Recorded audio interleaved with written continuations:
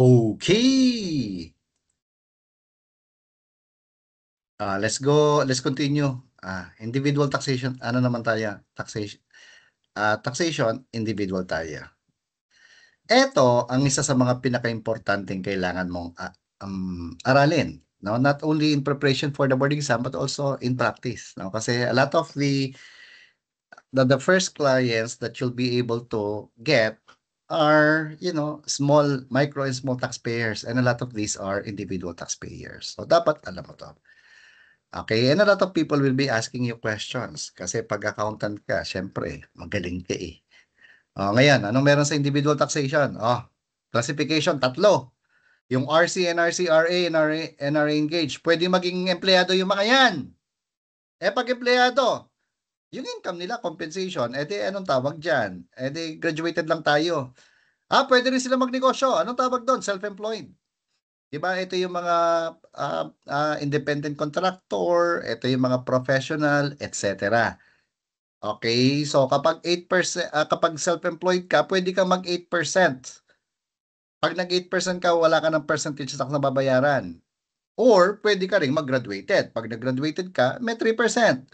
Or pwede ka ring maging mixed income earner. May negosyo ka na, may trabaho ka pa. Okay, yung compensation mo, graduated lang, natural. Ang business income, pwedeng mag 8%. Or graduated din. Pero pag nag-graduated, meron 3% percentage tax. Now, ano nga yung mga rules in availing optional commuted preferential 8% income tax rate? Nandiyan na lahat ng pangalan ng 8% ha. Okay, ang basihan nito, actual gross sales or receipts. Okay, and other non-operating income. Anong ibig sabihin ba ng non-operating income? Halimbawa, merchandising tayo. Yun ang ating operating income. Merchandising tayo. Tapos nagkaroon tayo ng rent income. Hindi naman tayo lessor talaga. Meron lang nag-rent. Anong meron doon? Di non-operating income yung rent. Meron sa yung nangutang. Hindi ka naman talaga lender. Other income mo yung interest income. Non-operating income. Pero kung trading company ka na, lessor ka pa, operating income yun. Yan ang pagkakaiba.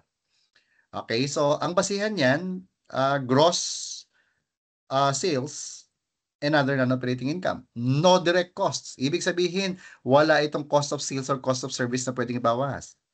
Okay, pero kung merong returns allowances and discounts, ibabawas mo muna yan. So therefore, ang basihan talaga, net sales or net revenue. Alam nyo, nakalagay sa batas, ito. Ito nakalagay, gross sales.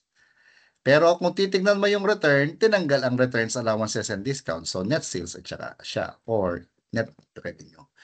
Okay, revocable yan, di pwede magbago ng isip.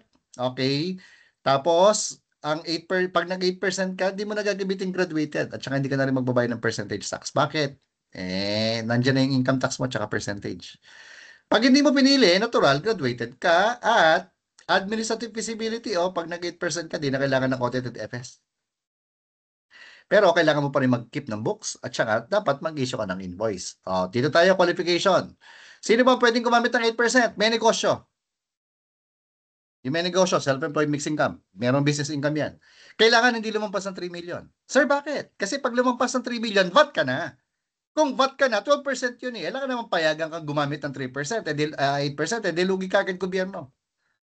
Pag hindi pinili ang 8%, graduated ka. Kaya dapat piliin mo siya kailan? First quarter ITR or percentage tax return. Sulat mo dyan. First quarter ITR or percentage tax return, yung quarterly natin. Pwede mo rin siya piliin doon. Or initial return. Yung unang-unang i-file mo na quarterly ITR or percentage tax. Pag di mo ka pumili, graduated ka. Okay, sino yung pwede? Kailangan rehistrado ka para ka mag-qualify.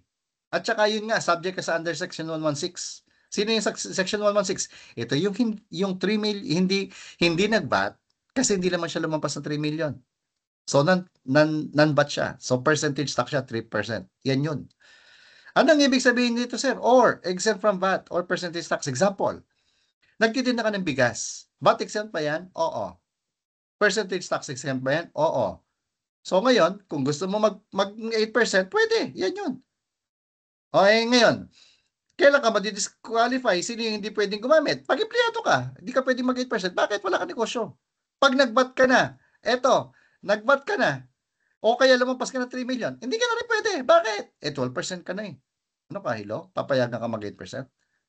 Hindi mo pinili, 8%. Kapag ikaw ay subject sa OPT, di ba pag ikaw ay subject sa OPT, anong ibig sabihin? Example, common carry, amusement place ka.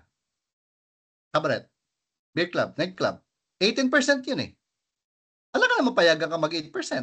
Kaya bawal sila. Lugi kagad ang gobyerno. Yun dahilan. Eh sir, bakit yung common carrier tax 3% lang, di pinabayagan? Basta other percentage tax ka, bawal ka. Okay? Kaya tingnan mo yung libro mo, I'm handout mo sa percentage tax. Ang sabi rito OPT iba ang PT sa OPT. Kaya nga other percentage tax yun eh. Yung PT, eto yun. Yung PT, ayun, yung under section 116, ito yung hindi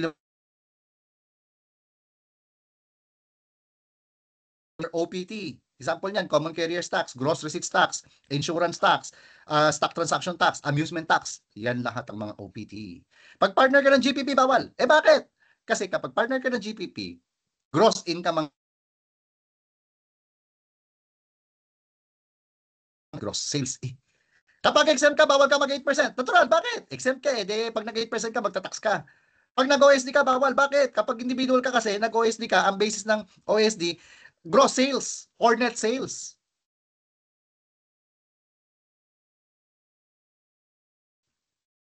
Yan ang mga tatandaan mo lang. Paano mag-compute? Mamaya. Social media influencer, madali lang to. Okay, ito yung pangarap ko, maging social media influencer eh. Mm, mm, mm. Nicanor babies. Anyway, balik tayo dito. Pwedeng individual, pwedeng partnership, pwedeng corporation. Ayan ang mga sources of revenue niyan. Madali na lang to, kayang-kaya mo na yan. Okay, tandaan mo lang mga kapatid. Ang social media influencer, kung tumanggap ng produkto, yan ay income din. Kaya napakahirap ihabulin ng mga to eh. Di ba? Magpo-promote sila ng isang lugar o kaya kainan or hotel. Tapos, di ba? But anyway, yung binayad sa kanilang YouTube, treated as royalties. Tingnan mo yung mga allowable deductions, oh. Di ba yung mga camera, computer equipment, dinidepreciate natin yan, pero pag SMI, pwedeng diretsong expense na yan. Okay? Tapos, ano pa, pwede mag-OSD naman ng mga yan. Hindi, ano pa rin sila, self-employed pa rin sila. At pwede sila mag-apply ng tax treaty relief application kung sakasakaling mas mataas ang rate ng YouTube.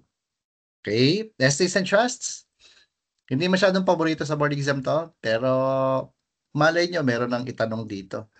Okay, pag sinabi, remember, we're talking about income tax. Pag sinabing estate, ito yung pagmamayari ng namatay. Kapag binayaran ng estate tax, ang magmamayari na ng property, yung mga tagapagmana. Estate tax yun. Ano to? Merong isang taong namatay, may negosyo. Hindi binayaran ng estate tax. Pinagpatuloy ang negosyo ng mga tagapagmana. Kanino income yung na-earn? Not with the decedent because he's dead already. It cannot be the tagapagmana because they have yet to pay the estate tax. Therefore, they are not the owner as far as BIR is concerned. So, who is the taxpayer? Who is the income earner? It is the estate, yung negosyo. Kaya kailangan i-register yan. Yun yung income tax natin. Pag trust naman, merong ang isang tao, trustor, meron siyang pagmamayari, money or property, and entrusted it to another person called the trustee. Okay, for what reason, why a trustor would entrust the money or property to another person, the trustee? Excuse. Well, varied reasons. Number one, kapag para palaguin ng pera, kapag lumago ang pera, kanino income yung income? Not the trustor, not the trustee, but the trust, the money or the property.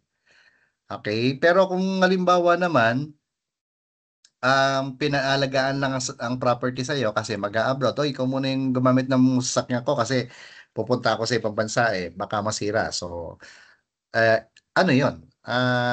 walang income doon, walang income na babayaran, walang tax na babayaran. Okay, common mga kinds of trust, express at saka implied. Express, merong trust agreements. Implied, walang trust agreement, pero it can be implied from the actions of the parties. Example, yung sasakyan ko, sabi ko, I have a car. Sabi ko, gamitin mo 'tong sasakyan ko, pamasahe mo. Gamitin mo siyang pang for rent. Ay di ngayon, kahit wala tayong written agreement, that's an implied trust. So, if nag-earn ng income, yung property, nagkaroon ng rental income, it is not my income, it is not your income, but the trust. Sir, hindi ba rental income mo yon? Sabi ko nga, pinahiram ko yung sasakyan eh. In-entrust ko sa'yo. So, ibang concept to. Parang ganun lang yan. Okay, implied trust can be resulting or constructive trusts. Okay, tapos taxation of estates and trust. General rule, kapag nag-earn ng estates at saka trust, taxable yan. Sir, anong klaseng taxation? Graduated. Kasi ang estates at saka trust, individual sila for purposes of taxation. Okay, exception, kapag employees trust, okay, mga pension trust, stock bonus, profit sharing plan, provident plan, exempted. Basta ang pera ay gagamitin for the benefit of the employees. Okay, exception to exception. Kapag nag-earn ng income ang employees trusts at nag-distribute ng income sa mga employees at ito ay hindi yung kanilang contribution, income yan ng empleyado. Ang tawag natin doon, pension na taxable. Siya yung item of gross income na pension. Contributory, non-contributory, di ba? Balikan mo yung inclusions from gross income natin.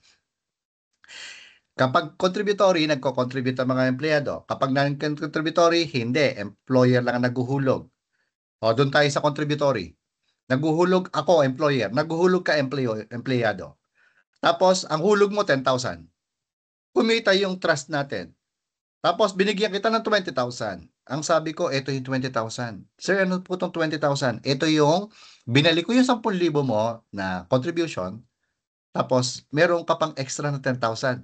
Yung binalik kong 10,000 na contribution mo, exclusion from gross income yun. Bakit? Return of capital.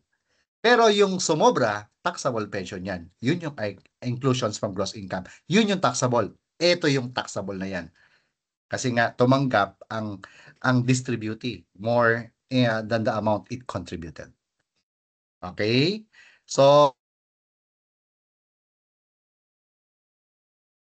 yan, pag merong distribution, halimbawa ang estate or trust nagbigay ng pera sa mga tagapagmana sa estate yon or sa mga beneficiaries sa trust yon, okay, or trustor mismo, deduction siya sa gross income ng tumanggap naman, item of gross income siya. Okay? O, dito naman tayo. Ay, merong mga taxpayers na hindi required mag-file ng return. Ayun ang sinasabi natin. If a taxpayer is required,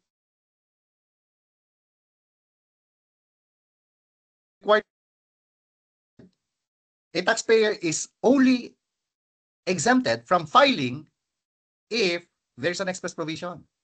Okay? Ulit, exemption from income tax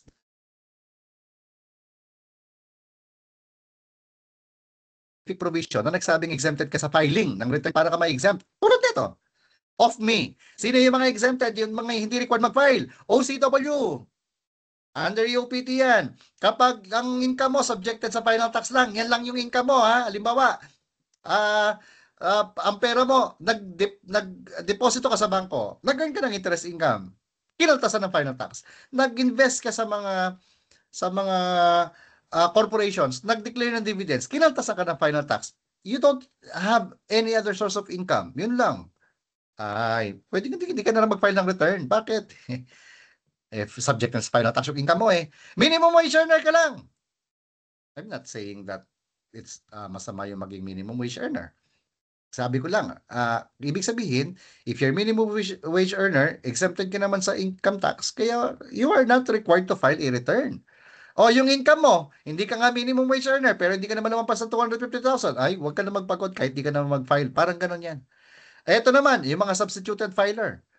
Ano yung mga substituted filer? Ito yung, POTA. Kailangan purely empleyado ka lang. Isa lang. Purely employment ka lang. Isa lang yung employer mo, one employer. Tax due is equal to tax withheld. Tama yung kaltas ng employer mo. At ikaw ay kasama sa alpha list. Aba, ang tawag dyan, substituted filer. So, pag substituted filer ka, POTA, purely or P, purely employee, O, one employer ka lang. Ayun, single employer, O. Tapos, tax withheld is correct. Tapos, kasama ka sa alpha list, POTA. Exempted ka sa filing ng ITR. Sir, pwede mo bang mag-file pa rin? Pwede kung gusto mo. Okay, sino yung disqualified sa substituted filing? Di hindi POTA. Ano yon? Multiple employer. Kasi nga dapat, di ba, pure, single employer lang. One employer lang eh. Multiple ka, disqualified ka. Kahit tama pa yung kaltas ng pangalawang employer. Mali ang kaltas eh. Disqualified ka. Sir, paano pag kulang ang kinaltas? Mag-file ka ng return, bayaran mo ang balance. Paano pag sobra? Overpayment, mag-refund ka sa employer mo. Okay? Sir, paano pag hindi sinama sa alpha list of employees? Malaking kasalanan to ng employer. Ikaw na accountant, di mo ginawa to, patay ka. Disqualified sa substituted filing. Okay, mga individual, tignan mo to. Pwedeng mag-installments. Okay, tax due is in excess of 2,000 pesos. Equal to, equal ha. Hindi pwedeng Tapos time of payment at the time of the filing of the return. Second installment, October 15 para madali mo maalala yung October 15, 'di ba? Deadline natin April 15. Parang 6 months lang to. Binigyan ka 6 months to pay the second installment. Sir, paano pag hindi ko na nabayaran? Paano pag nakalimutan ko? Ito yung effect ng non-payment. Yung hindi mo binayaran, delinquent na. Anong pagkakaiba, sir, ng delinquency sa deficiency tax? Kapag deficiency tax, inassess ka ni BIR, sabi niya, kulang ang binayaran mo. Kaya ka nga may FLD pa, sinisingil ka eh. Ay tapos, hindi mo pa rin binayaran. Doon sa deadline na binigay ni BIR, magiging delinquent na siya. Ito naman, babayaran mo dapat 10,000. Nag-installment payment ka. Binayaran mo 5,000 sa first installment. Second installment, di mo binayaran. Delinquent na kagad. Bakit? Kasi dapat nung una pa lang, binayaran mo 10,000. Yung 5,000 hindi mo binayaran, delinquent na. Yan ang pagkakaiba. Another example of delinquency. You are supposed to file a return, any kind of return. You're supposed to pay, let's say, 5,000 pesos. Hindi mo nabayaran. Delinquent yun.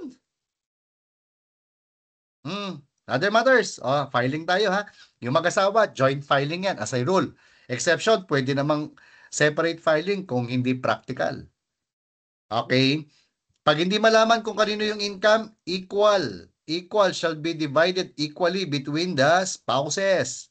Sir, bakit kailangan? Ganito yung ginagawa. Kasi nga, magbabayad ng tax para malaman kung kanino mag-enjoy yung tax. Yung mga anak, okay, tignan mo yung rule ng tax code. Ito, general rule, rental income, okay, ibig sabihin merong property na nag-earn ng income. Kapag merong rental income, unmarried minors ito, derived from donated property, shall be included in the return of the parent. Example, magulang mo ako, dinonate ko sa iyo ang sasakyan o kaya yung apartment. Sabi ko, anak, sa'yo na itong apartment na to. Minor ka. Okay? Ibig sabihin ng minor, hindi ka pa nagdidesisyon na magbi-BSA ka. Ngayon, anak, sa'yo na itong bahay at lupa na to. Hindi ko pa binabayaran ng donor's tax. Pero sinabi ko sa'yo na to. Dinonate ko na to. Meron na tayong deed of donation. Okay? So technically, sino pa rin ang mayari? Ako pa din. Kaya yung rental income ng apartment, ako pa din ang magre-report. Okay? Pero income mo yun. Ngayon, paano kung halimbawa, anak, sabi ko sa iyo na itong apartment, binayaran ko na rin donor's tax. Ngayon, ikaw na may-ari niyan. Meron ka na legal title. May ICAR, kumuha tayo ng ICAR, pinatituluhan na sa iyo. Yung rental income, kanino? Sa'yo na. Ikaw na yung lessor eh. Okay. Paano pag minor artista, tapos biglang nagka-earn ng income bilang pagiging artista? The income yun ng child, professional siya, self-employed siya. Yun ang taxation nun. O PWD, natural, pwedeng maging agent ang mag-file niyan o representative or guardian. Presumption of signature. Prima facie evidence na siya yung nag-sign yan. Okay. Ito, sabi ko sa iyo pag itong rule of determining source of income, pag naaral mo na to, ayos na to eh. Okay, tandaan mo to, ang source ng income. Very important. RC, regardless of the source, within and without, tax engaged, not engaged, only income derived from sources within are taxable. Without, exempted. DC, taxable regardless of the source. RFC and RFC, only derived from sources within. Okay, tapos, kapag with RC, taxable on all sources. Okay, ngayon, paano natin malalaman if the source is derived from within or without? Ito yung mga rules. Interest income. Tignan mo kung taga saan si debtor. Taga dito siya. Okay, tignan mo.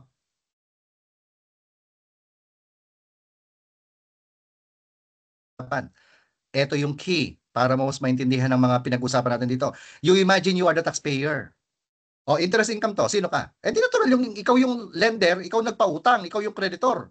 Ako yung nangutang sa'yo, ako nangutang. Nangutang ko 1,000,000 sa'yo.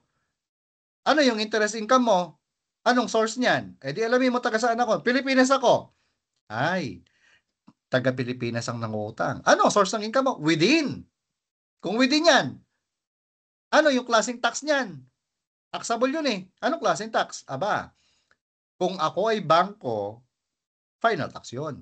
Pero kung ako ay hindi naman bangko, remember, the borrower is the bank in case of deposit. Paano kung halimbawa, ikaw ay lender lang, ordinary, ikaw ay Bombay, nangutang ako sa'yo. Yung interest income mo, anong tawag doon? Ordinary interest. O, RIT yan. Paano if the debtor is a non-resident? The source is without. Paano kung source is without? Di taxable lang yan sa RC, DC, estates, and trust. RIT. Okay, sulat mo dyan. RC, DC, estates, and trust. RIT kapag ang source is without. Dividends tayo. Diyos ko po, isa pa to. Ulitin natin ang discussion natin sa dividends kasi ang daming nagkakagulo rito eh. Hindi ko ba alam masyadong pinagkakaabalahan to ng ibang mga dividends. Tignan mo kung sino nag-declare. Kapag DC ang nag-declare, matik the sources within. If the sources within, anong meron dyan? RC, NRC, RA, NRA engaged, NRA not engaged, taxable. DC, exempt, intercorporate dividends. RFC, exempt, intercorporate dividends. NRFC, final tax. Okay. Dito tayo. Paano pag foreign corp? Whether RFC or NRFC, same ang rule. Tignan mo. From foreign corporation based on the ratio. Ito na naman tayo, pinagkakaguluhan ng ibang mga RC to eh. Magkakaiba ng interpretation. Based on the ratio of the gross income of the foreign corporation for the preceding 3 years prior to declaration of dividends. Ang ratio na binabanggit dito is para malaman lang alin yung dominant income. Hindi yung halimbawa 60% ang dominant Philippines, 40% without. Ang ginagawa ng iba, 60% lang ang wini-within, 40% ang wini-without. Ala, saan parte ng tax code mo mababasa yan? Wala. Pati sa mga revenue regulations, walang apportionment, walang allocation. 100% ang ginagamit dito. Kaya, tayo yun. Ewan ko kung sinong gusto mo sundin do, pero bahala ka. Anong ginagawa natin? Kapag foreign corporation na nag-declare ng dividends, may predominance test, aalamin muna natin ang dominant income. Anong basihan? Gross income for the preceding 3 years. Okay, ngayon, paano mas malaki yung dominant income, mas malaki kinita sa Pilipinas, more than 50%. Ano ang source ng income? Within.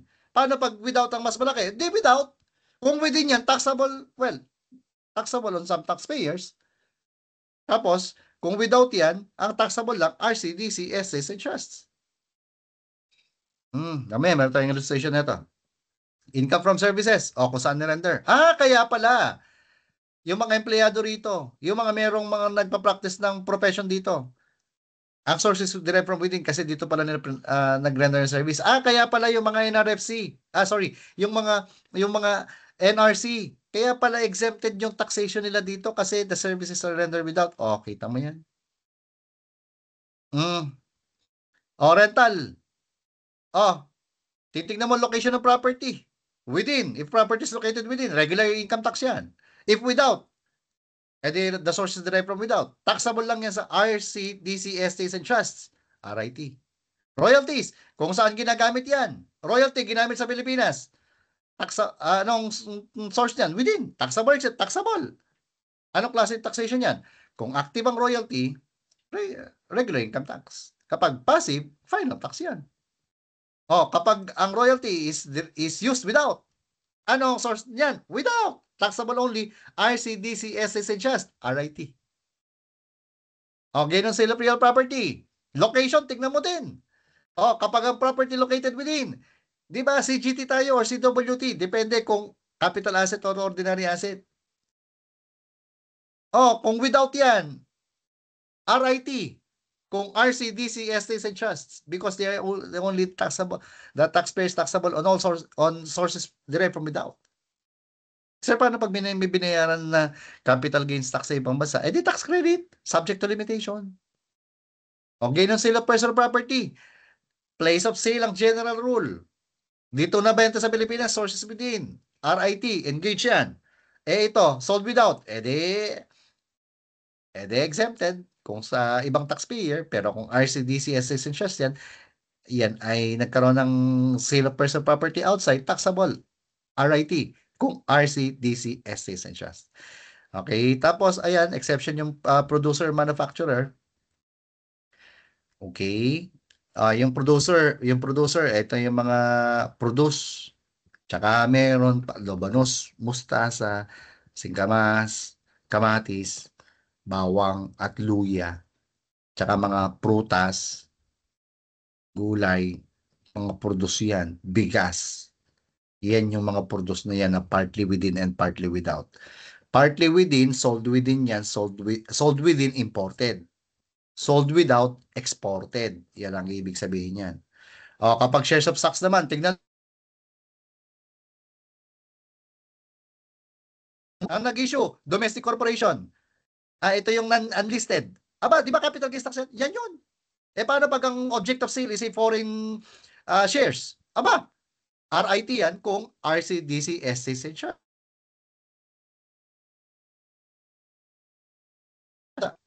Tax credit. Subject to limitation. Kung may negosyo, yung taxpayer, option, pwede rin maging deduction from gross income. Okay, tinitingnan natin dito. Hindi natin tinitingnan kung saan yung galing yung perang pinambayad.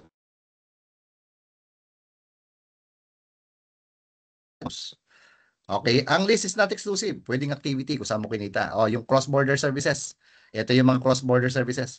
Consulting, etc., etc. Paano natin malalaman kung saan na-earn ang income?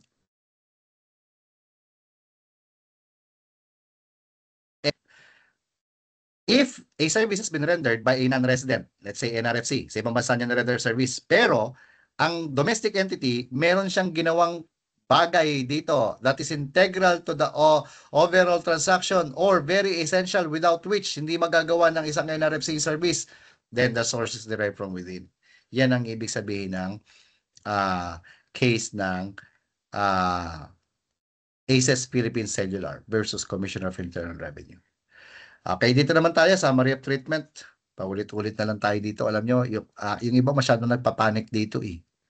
Pero practically, if you have looked at our summary, this answers all your queries. Ang problema mo na lang kung sino yung susundin mo. Tayo ba? Kami ba? Or yung mga mas sikat?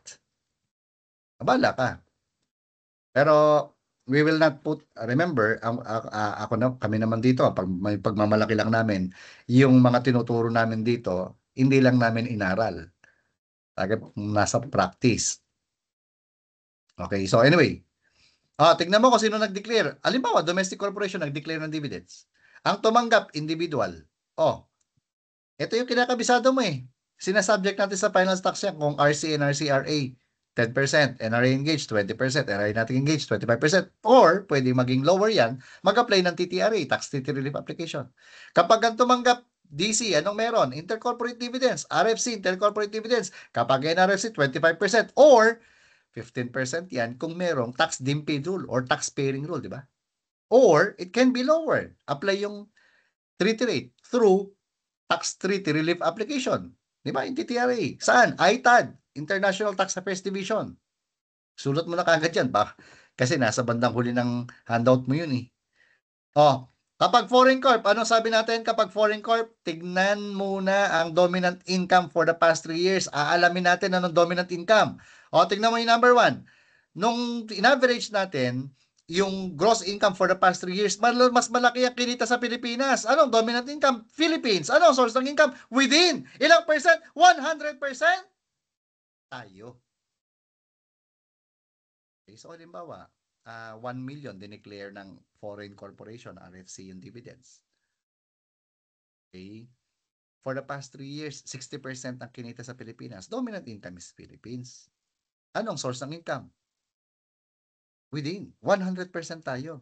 So, ibig sabihin, kung RCNRCRA ang tumanggap na yan, RIT yan. Bakit, sir? Sorry, hindi to RIT. Dapat foreign source dividends kasi. Foreign source dividends. Kaya, anong meron dito? Taxable lahat. Okay, foreign source dividends foreign source to.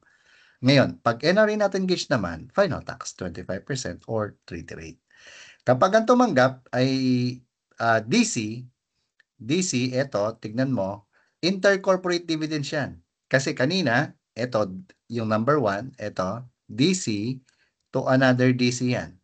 Or DC to another RFC tayo dito.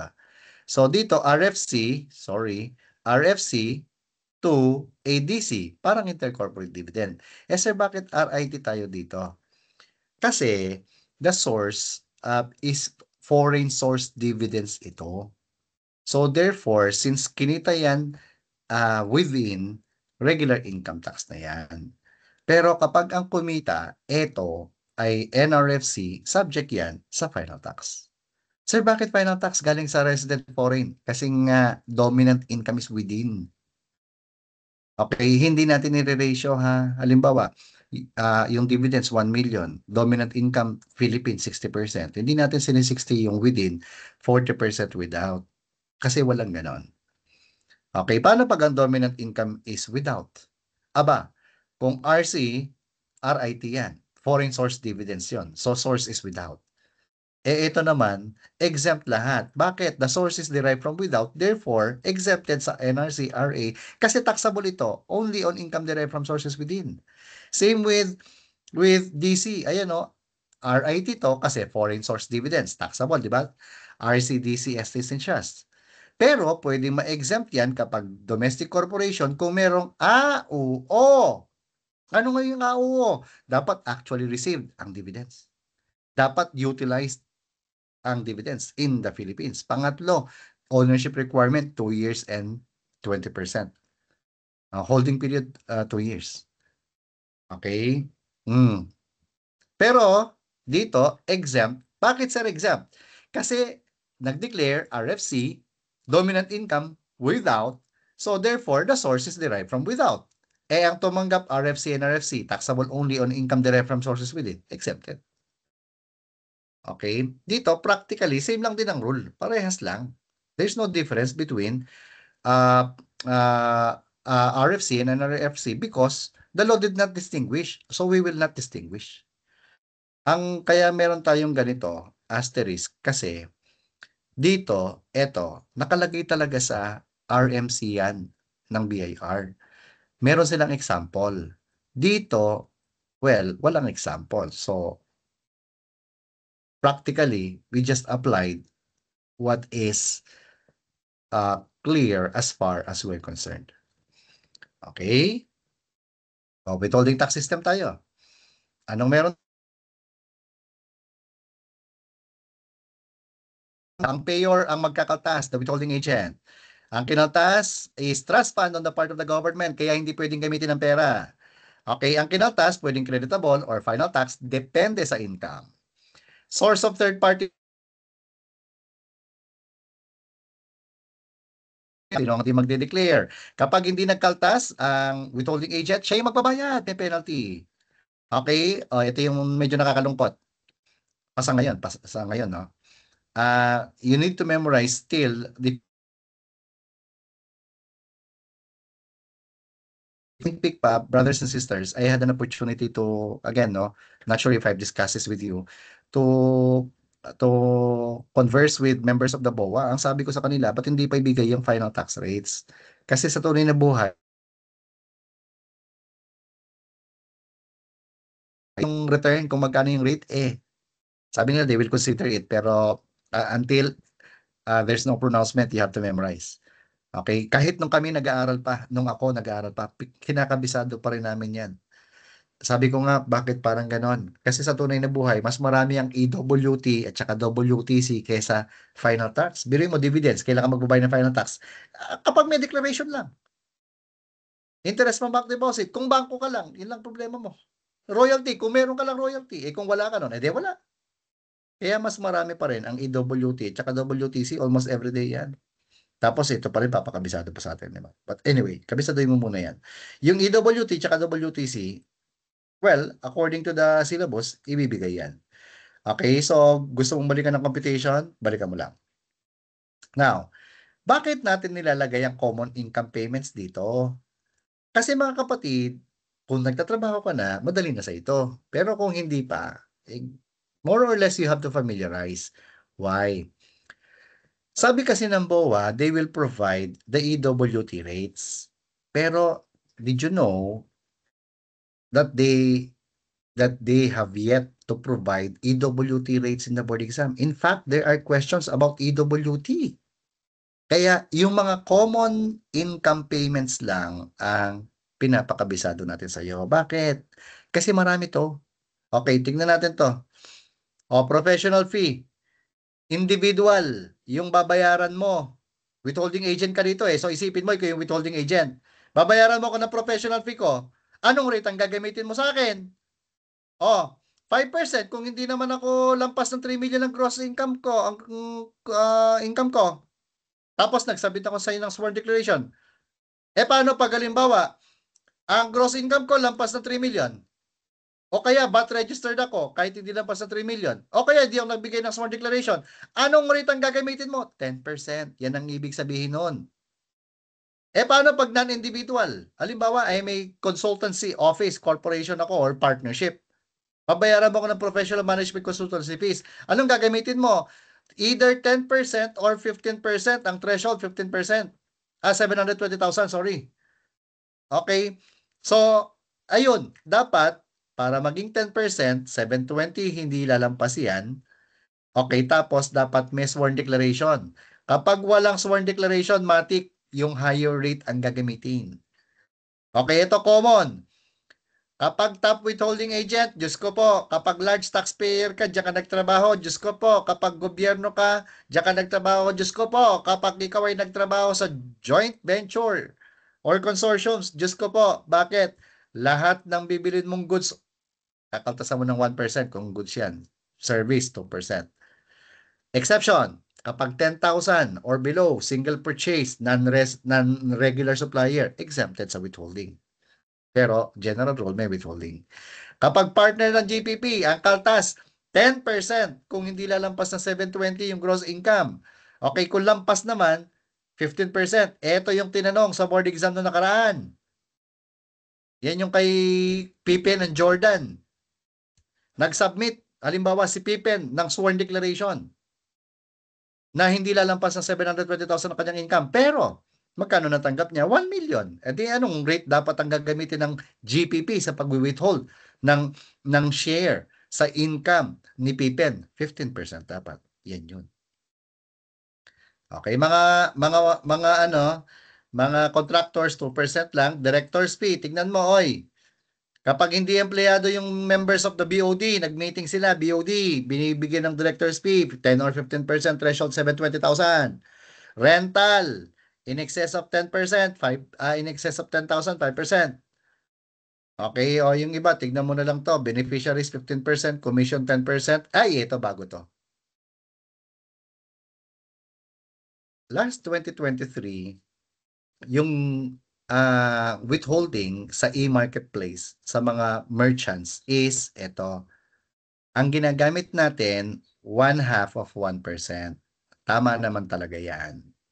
Sorry. Ang rate, sorry, hindi pala, yeah. Ang ginagamit natin, sorry, hindi yan 1/2. Okay?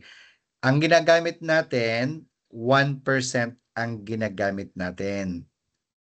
Okay? Tapos, ang basis natin is 1/2 of gross remittance. 1/2 of gross remittance, ha? Ngayon, so halimbawa, ang gross remittance 1 million, 500,000 times 1% tayo. Yung iba, 100% ang gross remittance, pero 1% ang rate. Parehas lang din naman. Okay, so ngayon, nag-issue ng Revenue Memorandum Circular 5/2025 ang BIR. At ang sabi niya, ang rate na ngayon, 1% na lang. Mas easy nga talaga yung 1%. Di ko nga alam bakit ginawa pang 1/2 of 1% eh. Parang credit card rate yan eh. So 1% na yung rate ngayon. Okay? Tapos, gross remittance, 100%. Okay? So, practically, the same pa rin naman yan. Okay? So, pag 500,000, pababa, ang kinita ng isang market seller, online seller, walang kaltas yan. Di yan kakaltasan ng e-marketplace. Example, Lazada, etc. Temu,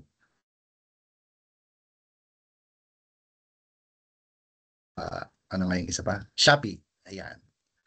Okay, so more or less, no, familiarize with the rates kasi natatanong mo to sa board exam. Okay, kinds of withholding tax, mga kapatid. So, meron tayong final tax, creditable withholding tax. Kailangan mag-file ng return. Okay, not creditable in nature. Example ng mga kinakaltasan natin dyan, mga passive income. Tapos yung mga capital gains, CGT ito, FBT, final tax yan. Tapos yung creditable tax ito, the recipient of the income is required to report the income. Bakit? Kasi nga hindi pa fully paid, unlike sa final tax. Creditable in nature to, kaya nga creditable withholding tax ang tawag sa kanya. Required mag-file ng return, report ang income. Bakit? Ordinary income kasi. WTC ang tax. EWT naman tayo, other than compensation, other than passive income. Okay, ganun din sa mga seal to government, di ba? Pag non-VAT ang binilhan ni gobyerno, magkakaltas ng 3% percentage tax. Kapag VAT naman, 5%, creditable 5%, creditable VAT 5%. Okay? So next. O CGT naman tayo. Okay, at very basic lang to. Classification muna tayo. Capital ordinary asset. Kapag ordinary asset, solid yan. For sale, use in business, for lease, part of the inventory, redundant yan sa number 1, primarily held for sale. Tapos merit depreciation, solid ordinary asset, not solid capital asset. General rule, lahat ng asset, capital. Classification ng mga taxpayers, merong mga engaged. LDR, lessor, developer, realtor, LDR yan. Kapag hindi LDR, not engaged na sila in real estate business. Example, ayan. Okay? Rules in determining classification of asset. Kapag LDR, lahat ng real properties, ordinary asset. Forever. Okay, exception. Eto, bangko yan. Hindi naman yan lessor, developer, o realtor eh. Pero kapag meron sila mga properties na in-acquire, kasi hindi nagbayad yung kanilang pinautang, yan ang naka-mortgage. So ngayon, finor-close nila. Sila na yung may-ari. E di ngayon, ibibenta yan. Ano yung classification ng bank-acquired properties? Ordinary asset. Exception sila sa rule. Ganon din ito. Ordinary asset din kapag hindi ka engaged in trade or business pero ginagamit mo sa negosyo yung property. Anong tawag doon? Di ordinary asset. Diba? Alam mo na yan. Solid eh. Okay, capital asset. O, tignan mo to, gobyerno. Gobyerno, merong hindi nagbayad ng buwis, kinuha ng gobyerno yung properties. Ano ngayon ang classification ng asset kapag ibebenta? Capital asset pa din. Sir, bakit? Kasi gobyerno ito eh. Paano sir kung commercial building yung kinuha nila? Tapos commercial land yung lupa. Di capital asset pa din. Bakit? The government is not engaged in trade or business. Okay, eto matindi. Kapag ikaw ay LDR, lessor developer realtor, lahat ng real property mo, ordinary asset, forever. Pero kapag hindi ka LDR, not engaged ka, hindi ka lessor developer realtor, after using the property in your business, naging ano siya, no? Naging ordinary asset siya kasi ginamit mo. Tapos, wag mong gamitin within the 2-year period, yan, pwede siyang i-convert into capital asset. Okay, CGT. Simple. Bentahan ng lupa. Anong gagawin mo kaagad? Sulat mo, gross selling price, zonal value, assessors fair market value, times 6%, whichever sire yan. Kapag unlisted shares, anong gagawin mo kaagad? Net, na gagawin mo, selling price less costs equals net capital gain times 15%. Tapos na yung problema mo. Ganun lang kasimple. Oh, dito naman sa sale of real property exception. Halimbawa, nagbentahan ng lupa. Ang may-ari ng lupa or condo, RFC. Kahit capital asset pa yan, regular income tax yan. Kapag NRFC, halimbawa, NRFC bumili ng condo. Okay, capital asset yon. 25% yan ang rate. Sir, bakit yung RFC, RIT, kahit na capital asset, nakalagay sa Revenue Regulation 7/2003 eh? Okay, pero sa shares of stocks, 15% kahit sino ka pa. RC, NRC, RA, NR-engaged, not engaged, DC, RFC, NRFC, 15% lahat. Madali. Okay, deadline of CGT, parehas 30%. Doc stamp rate, 15 pesos for every 1,000, 1.5% dito. Ayan, tingnan mo na lang, kabisaduhin mo. Deadline of DST, para lagi tayo ha. 5th day tayo of the following month.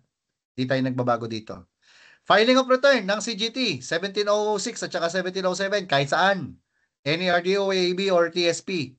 Taxpayer as tax service provider. Okay? Ngayon, person liable, DST, natural buyer. Seller, CGT. Now, ang filing ng return anywhere ha, pero ang venue ng processing ng e-car, hindi pwedeng anywhere yan. Kung bentahan ng lupa, you go to the RDO where the property is located. Kung shares of stocks yan, where the seller is registered. Same pa din yung processing dati. Kapag naman ang bentahan ay ordinary asset, subject sa CWT. CGT lang ang capital asset. Okay, so ngayon, tignan mo. So ito yung mga rates ha. Oh, ayan, engage in buying or selling siya. Engage in buying or selling. So realtor to, developer to. So meron tayong mga threshold. 0, exempto kung registered with HLURB, HUDCC, HSAC na ngayon. Housing chuchu, 1.5%. Ayan, basahin mo na lang yan. Pero kung hindi naman ito, seller is not LDR, example, manufacturing company, example, PRTC or any other company, no? Na hindi naman LDR, lessor developer or realtor, meron siyang ordinary asset, binenta niya. 6% lang ang rate mo, whichever is higher of gross selling price, zonal value, fair market value. Okay, deadline ng CWT, 10th day, basta withholding na neto, 10th day. DST, same rate. Okay, subdivision, socialized housing, ang rate na ngayon, 800. Update yan. Before, it was 580,000. Paano masasabi? Habitual engage yung isang taxpayer. At least meron siyang 6 transaction. Number 6, kapag individual ka, kinuha ng gobyerno yung lupa mo, expropriation, power of eminent domain.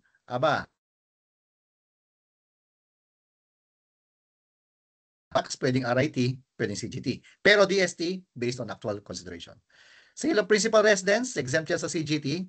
Okay, tandaan mo lang, ang 6% CGT will be deposited in escrow. Okay.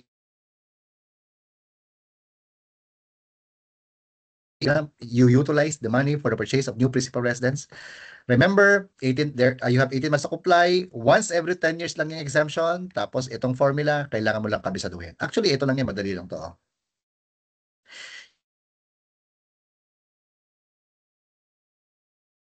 Tsaka fair market value. Alam mo na to? Whichever sire lang eh. Gross selling price, zonal value, fair market value. I-multiply mo na 6%. Ano yung tawag natin doon? CGT. So, kung hindi utilized yan, i-multiply mo lang yung CGT ng unutilized portion over gross selling price. Yun yung taxable kaagad.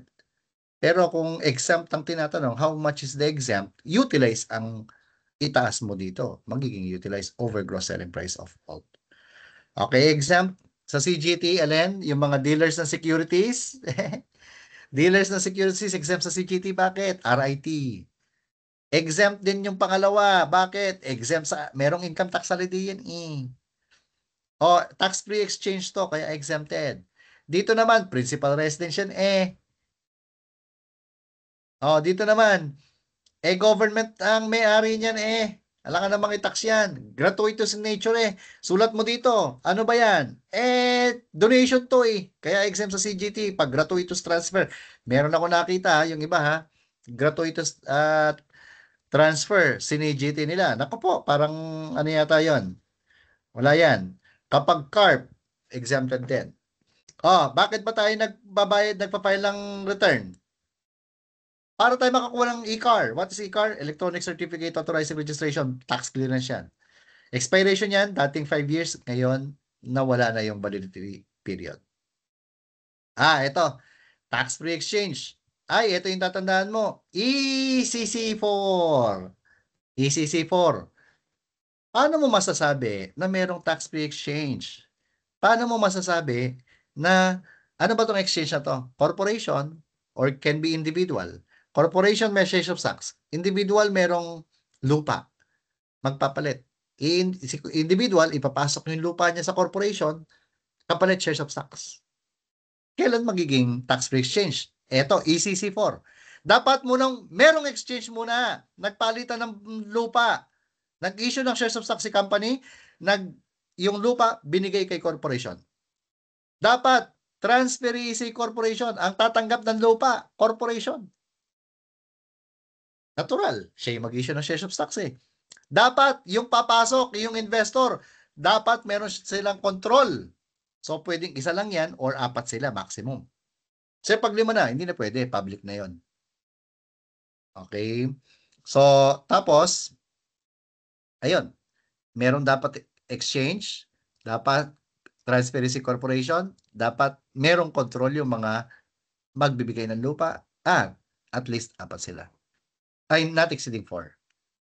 Okay, so exempt sa CGT, ang tax free exchange, exempt sa VAT. Okay, pero kung ordinary asset yan, ibang usapan yan. Tapos GST, exempt din. Okay, so next. Fringe benefit tax and de minimis benefits. Basic lang to. Classification of employees, madali na yan. Treatment of fringe benefits, ano nga yung heavy mehel natin? Housing, expense account, vehicle, household expenses, interest, membership fees, expenses for foreign travel, holiday expenses, educational assistance, at saka life insurance in excess of what the law allows. Hindi exclusive yan.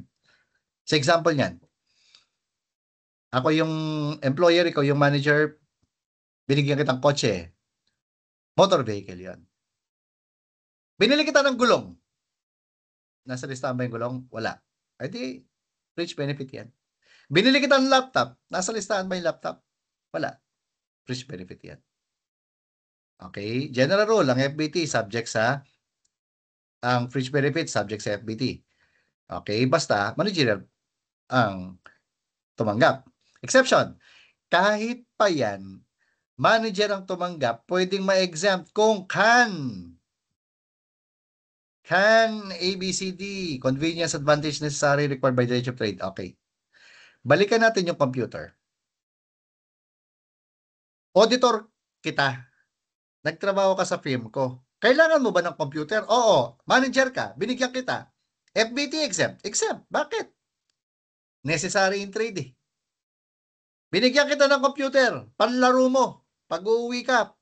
Pang R&R mo. Recreation. FBT. Kasi bakit? Hindi na siya convenience, advantage, necessary in trade or required by the Director of Trade.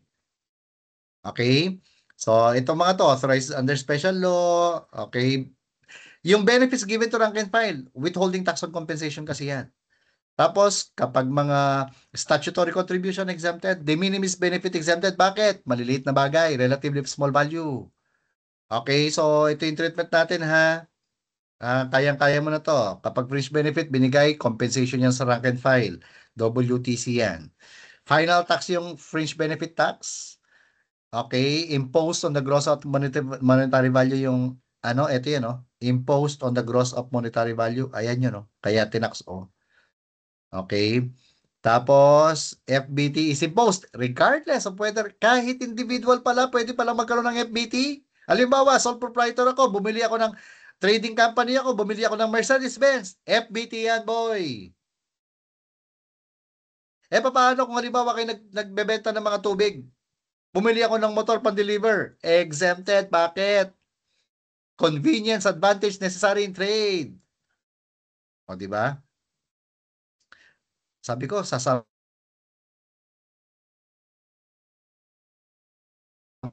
ano pa? Kapag binigay ang pera, di natural, yun ang deduction mo sa gross income. Kapag transfer of ownership, natural, yung the fringe benefit tax is the value of the property transfer.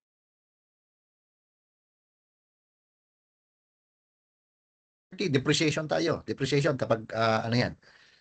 Okay, so kapag real property, 20 years. Kapag personal property, 5 years lang. Exception, yung yacht. Okay, so ito yung formula natin.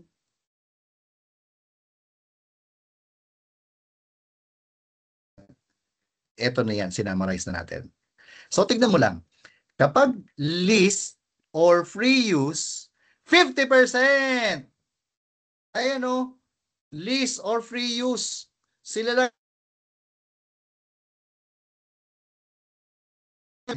Ayan o, lease or free use. Pagkatapos, nag-iisang 30%. Sino yan? Yung first class airplane ticket. All other 100% na. Kaya hindi ka na mahihirapan. Tignan mo na lang yung mga tax basis dito. Tayo lang meron ito. Filing ng return. Parang ito yung ng 1601 EQ, FQ, pare-parehas ang deadline. Last day of the month following the close of the quarter. Okay, de minimis benefits, relatively of small value, maliliit na bagay. Kaya nga exempt ito. Bakit? Ang purpose niyan, merely as means of promoting health. Kaya pala meron tayong medical allowance.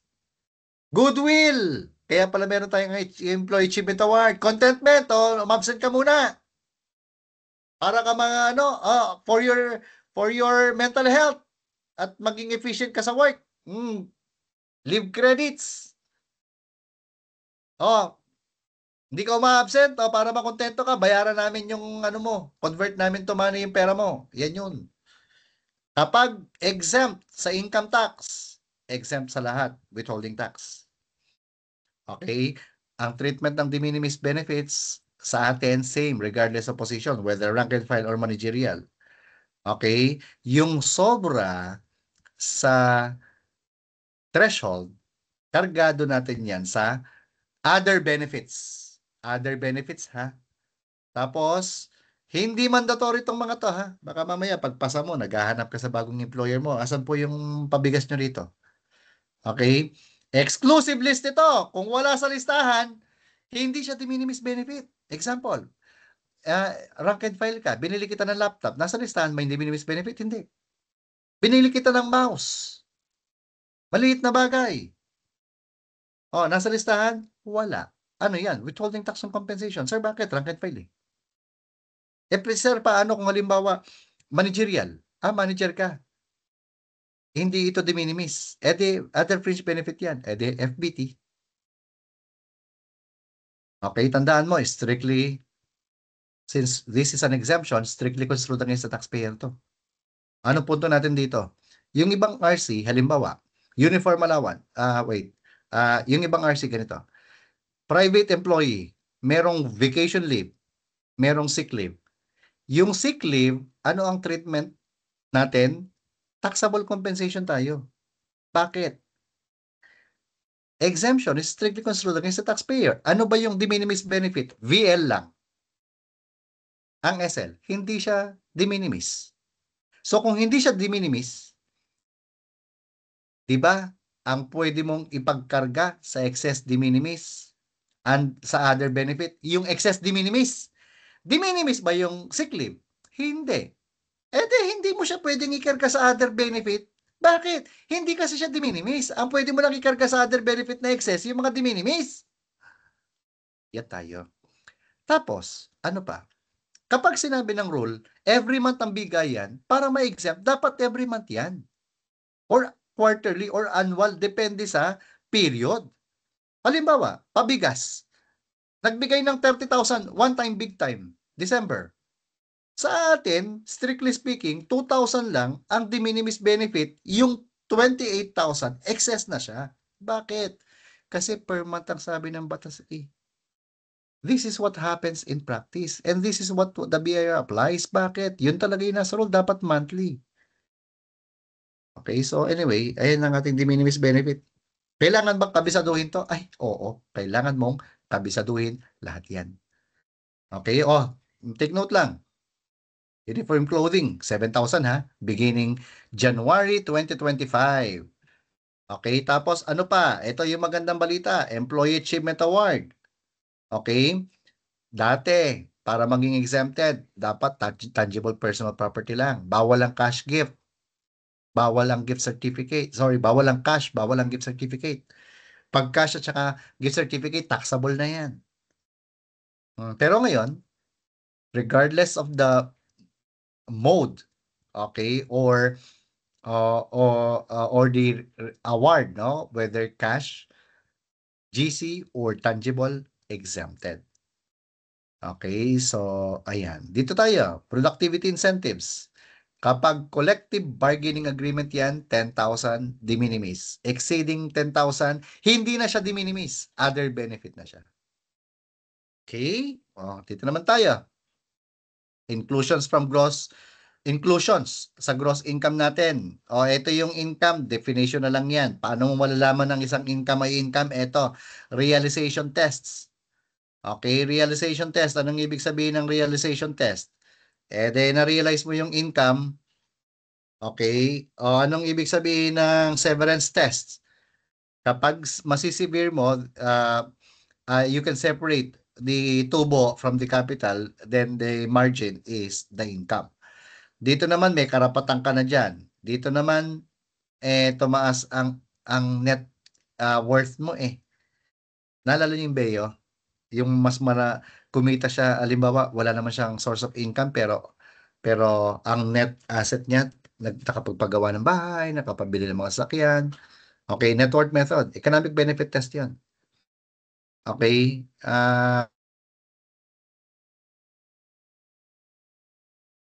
you having any sources of income presumed as income yan. Ayan yun.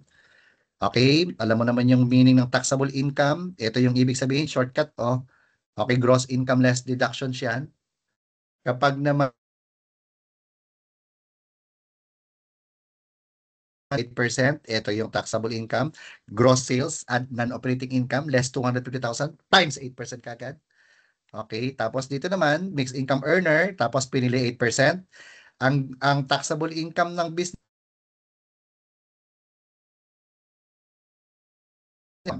gross sales and non-operating income but without the benefit of 250,000.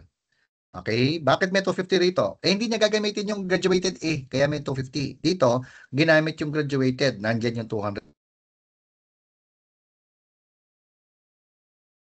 Kaya wala ng 250,000 na deduction. Okay, item of gross income. Diyos ko po. General rule, lahat ng income. Item of gross income, regardless of the source, whether legal or illegal. Exception, hindi mo na siya kasi pag sinabing gross income, i-report natin sa annual ITR. Okay, hindi mo na i-report sa annual ITR, exception yan, kung exempt by law, natural. Pag ni-report mo sa ITR, taxable eh. Kaya kapag exempt, di mo na i-report. Exclusion, natural. Exempt din yan eh. Subjected na sa final tax yan eh. Di na natin i-report. Diba? Lagi natin sinasabi, if an income must be subjected to final tax, the recipient of the income is no longer required to report the income. Yan yun. Enumeration is not exclusive. Ulit. Fringe benefit tax, not exclusive. De minimis benefit, exclusive. Inclusions from gross income, not exclusive. Exclusions from gross income, exclusive. Kung mapapansin mo, yung mga exempt, talagang naka-enumerate lang. Yung mga taxable, hindi. Basic. Okay, so example. Compensation. Ay, basic lang to. Regular compensation, taxable to. Supplementary, taxable din. Minimum wage, exempt. Pero basic pay, holiday, overtime, night shift, at saka hazard pay, exempted. Okay? O, ngayon, kapag sumobra ng kaltas, dapat i-refund yung excess. January 25 ang deadline or last pay if terminated. Okay? Tandaan mo yung mga empleyado na qualified for substituted filing. Ayan ang sabi natin kanina. Kailangan pota yan para maging substituted filing. Pag substituted filing, exempted sa filing ng ITR, 1,700. Purely empleyado, isa lang yung employer o one employer. Tama yung kaltas at saka kasama sa alpha list. Gross income, gross profit lang yan. Gains derived from dealings with property, selling price less cost to, di ba? Lagi tayo yung interest income, ordinary income only, natural. Kasi kapag interest income subjected sa final tax, di na yan kasama. Rents kasama, royalties active kasi kapag passive, final tax na yon. Dividends, kapag ang source neto is derived from without, taxable yan. Dominant income issued by by foreign court. Ngayon, pwedeng ma-exempt kung AUO, actual remitted sa Pilipinas ang dividends. Ginamit sa Pilipinas, utilized for working capital, dividend, fund investment, farm infrastructure, pinag-invest sa domestic corp, yan ang utilization. Tapos, ownership requirement, 2 years holding period, 20% minimum ownership. Kapag hindi yan na-comply, taxable na yan.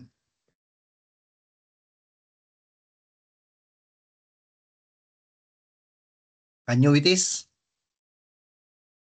Okay, prices, nandiyan naman na lahat yung mga summary nito. Okay, pati winnings, nandito na rin lahat. Naka-summarize na to. Hindi mo na kailangang balik-balikan yung mga kung ano-ano pang mga pension, nabanggit na natin kanina, yung mga employees trust. Okay, contributory kung magko-contribute yung empleyado, non-contributory kung employer na magbabayad. Okay, pension is exempt from tax. Ayan ang mga requirement. Retirement plan that is compliant to the requirements. Okay, yung pera, meron tayong discussion later. SSS PhilHealth pension exempted. Partner shares sa net income ng GPP. Okay, item of gross income yan. Kinakaltasan natin ng EWT ton or 50%, 15%. Magkano nga yung threshold? 720,000. Okay, o Cisco, baka lumampas na naman ang kanyang natanggap niyang pera sa mga bubulsa na naman niya. Wala namang problema doon sa pambubulsa. Basta i-declare lang. Okay, recovery of bad debts, tax refund, okay, resumption ng abandoned petroleum operation. Kapag claim mo na yung loss, no, due to abandonment, tandaan mo in-abandon na to. Kaya claim yung loss, abandonment losses. Pero re-entered into production, item of gross income, other income, income derived from illegal sources. Okay, so taxable lahat yan. Exclusions from gross income, lahat ito exempted. Okay, exclusive list ito. Kapag wala sa listahan, hindi yan exclusion. Process of life insurance, amount received by the insured as a return of premium, gifts, bequest, okay. Mga damages, moral, exemplary, nominal, temperate, actual, liquidated, at saka compensatory damage. Okay, retirement pay, very basic to. Income exempt under treaty, sinabi ng treaty exempt to, exempt. Retirement pay, okay, tandaan mo lang ito. 50, 10, and 1, di ba? RAP, reasonable approved plan. 50 years old, 10 years in service, first time to retire. Tapos without plan, 60 years old or older na yan ngayon. At least 5 years in service yan. Tapos bagong requirement, dapat first time to retire. Okay. Separation pay naman tayo. Yung iba, kaya mo na to by reason of death. Yan ay exempted. Naalala mo yung Amount received by heirs. Okay, under RA 4917.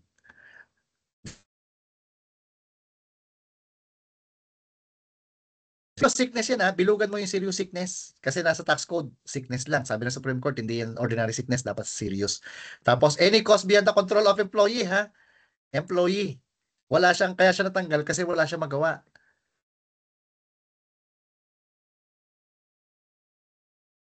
Hindi pwede. Okay, SSS, income of foreign government. Bakit? Isulat mo international committee. Hindi natin pwedeng i-tax yung mga income ng foreign government. Kung ang foreign government exempted, di natural yung local din. Pag proprietary function, ibig sabihin, income earner talaga sila, taxable. Okay, prizes and awards, yung clears ka. Okay, ano nga yung clears ka? Nakalagay dito yung clears ka. Ayun ang clears ka. Literary, okay, example, most charitable, literary, best in poetry, educational, best teacher award, artistic, religious, most religious, scientific, etc. Yan ang clears ka, civic achievement. Okay? So kapag clears ka yan, exempted yan.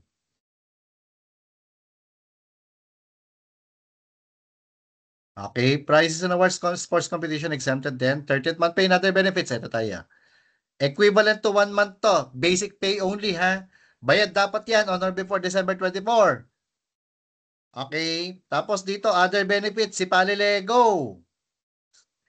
Okay, dapat pala si Paligo to, no?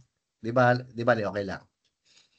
Okay, Christmas bonus, productivity incentive, ay ulit.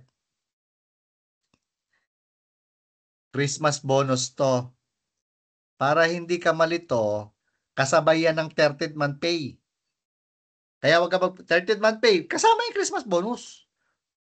Yung Christmas gift, de minimis benefit yon. Yung Christmas gift, ito yung kapag Christmas party, dala-dalang basket ng nanay mo tsaka tatay mo. O kaya yung mga payong, Christmas gift yan. Yung mga notebook na binigay ng employer, mga Christmas gift yan. Kaya wag ka magpapalito. Ito naman ang productivity incentive kapag galing sa CBA, de minimis benefit. Kapag hindi, other benefit yan. Additional compensation allowance, gobyerno to. Balik tayo dito, loyalty award. Employee Achievement Award. Loyalty award. Dati, kapag tangible, exempted. Kapag cash, dito kinakarga yan sa other benefit. Pero dahil pwede ng cash, de minimis na tayo. Pag lumampas, dito mo ikarga sa other benefit. Okay, ito yung binabanggit natin kanina. Kapag lumampas sa threshold ang de minimis, ikakarga mo sa other benefit. Kaya nga, ito na yun. Cash gift. Anong ibig sabihin ng cash gift? Ito sa mga gobyerno to. At saka sometimes, a few private enterprises which I encountered. Sa gobyerno, may cash gift sila. Ang mga government employees, June, December, matanggap ng 5,000, 10,000. Okay? So, para hindi ka malito, cash gift ito, kasabay din to ng 30th month pay, tsaka bonus. Okay? Yung Christmas gift, iba. Yung Christmas gift nga, ito yung mga basket na mga na ituloy. Hamon. Okay? Mga prutas. Yan yun. Yung Christmas gift. De minimis yun. Ito cash gift. Other benefit to. At saka, ito na yung binabanggit natin. Other benefits of similar nature. Anong ibig sabihin? Parehas ba ang VL at saka SL? Hindi. Paano magiging other benefit yan? Kaya nga yung mga gumagawa ng mga materials na yan, kung ako yung BIR, pag-audit ko yung mga hawak na mga yan. But anyway, tandaan nyo, mga similar nature lang. Ibig sabihin, halimbawa, mid-year bonus. Mid-year bonus. Ay, sige, mid-year bonus tayo. Parehas ba yun na Christmas bonus? Edi, other benefit pwede. Malapit-lapit sa mga to. Productivity incentive bonus. Parehas ba ng number 2? Oo, pwede. Yan yun. Okay. O, ito naman tayo, income from pera. O, qualified contribution. Pag per calendar year, single or married, 200,000 na ha. Last year pa to. Okay, pag may nakita kang 100,000, old rule yung 100,000, Diyos ko po. Kapag OCW naman, okay, 400,000 ang maximum contribution nila. Ibig sabihin, they cannot exceed 400,000 in their pera contribution. Okay? Tapos, TCC, alimbawa, 200,000 ang kinontribute mo, times 5%, bibigyan ka ng pera administrator ng equivalent 5%. 10,000 tax credit mo yan. Pwede mo pambayad ng kahit anong tax mo. Expiration ng TCC, 5 years from the date of issuance, pero pwedeng i-revalidate yan. Okay? Kapag winidraw mo yung pera mo, dahil in-invest yan ng pera administrator, you can be subjected to penalty. Yung 20% of the gross income earned by pera, masasubject yan sa regular income tax or final tax, whichever is applicable. Okay, deductions naman tayo mga kapatid. Anong meron dito? Alam mo na yung method of deduction, itemized at saka OSD. Okay, tapos ang itemized, required to be used kapag exempt ka, tsaka special rate ka, NRA engage, itemized lang yan. Tapos, mga requisites and claiming expenses, dapat, okay, ordinary yung expense, reasonable dapat, kinakailangan, actually incurred, may connection sa trader business, at meron kang proof. Tandaan mo ang limitation ng year, okay, 0.5% of net sales. Seller of service, 1%. Kapag mix, portion yan. Ang interest expense, subject to arbitrage ito. The rate is 20%. Paano mo malalaman kung merong arbitrage? Tignan mo kaagad.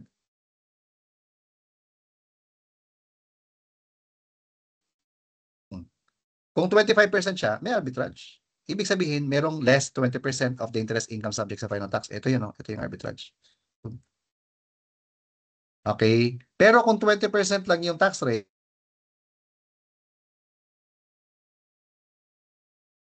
and total asset, excluding the land, where OPE, office plant and equipment, is situated. Okay? 20% ang rate. So, walang arbitrage. So, meaning, whatever is the interest expense, yun na kagad ang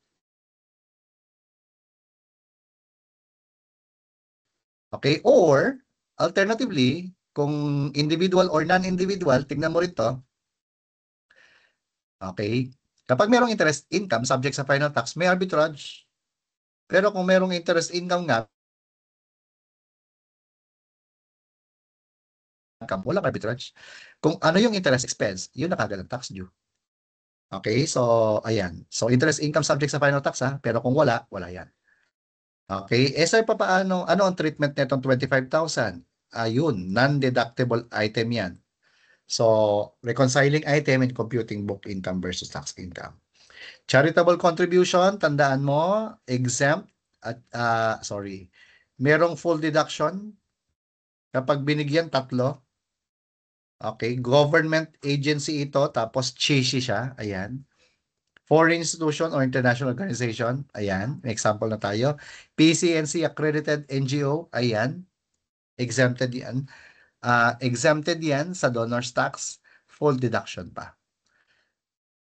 Kapag hindi yan na-comply, kahit na gobyerno pa yung nagbigay, ang pinagbigyan, okay, subject to limit.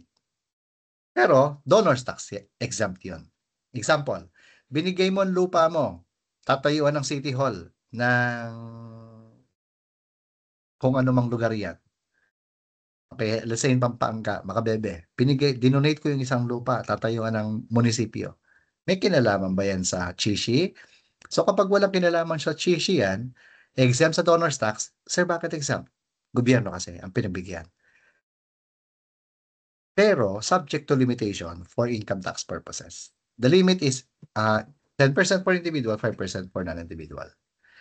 Additional deduction sa training expenses, create law. Alam mo na to, ito yung summary natin. Okay.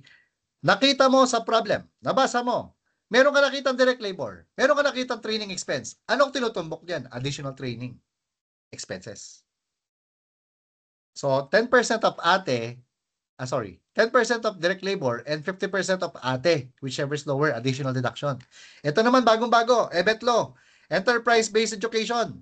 Okay, training, RA 12063. Anong meron dyan? 5% of direct labor, parehas lang ng ginagamit natin dito. Okay. Ang gagawin mo kagad, kunin mo yung 5% ng DL. Nakita mo, enterprise-based education training. Aba, EBET yun. Kunin mo kagad ang 5, tapos nakita mo sa problem, merong direct labor. Tapos merong training expense. Tapos enterprise-based education, ito yan. 5, 25.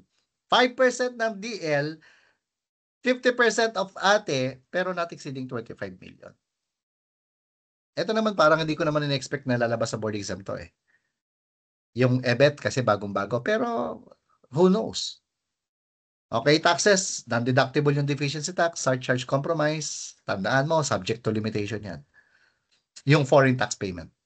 Okay, losses ay kailangan i-report within 45 days. Ito, clarify natin to. Kailan ang reckoning period ng 45 days? Nabagyuhan tayo. Acts of God. Alam mo kung kailan yung bagyo. 45 days from the date of the event.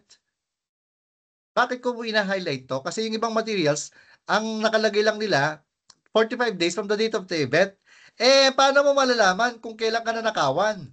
Kung ninakawan ka ngayon, halimbawa, robbery, hinold up ka, alam mo ngayon yan, date of the event yun.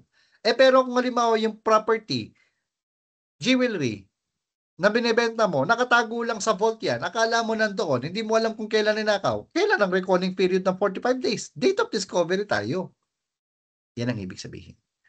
Net operating loss, how do we compute it? Gross income less regular itemized deduction lang. Kung mas malaki ang RAID, regular allowable itemized deduction, net operating loss.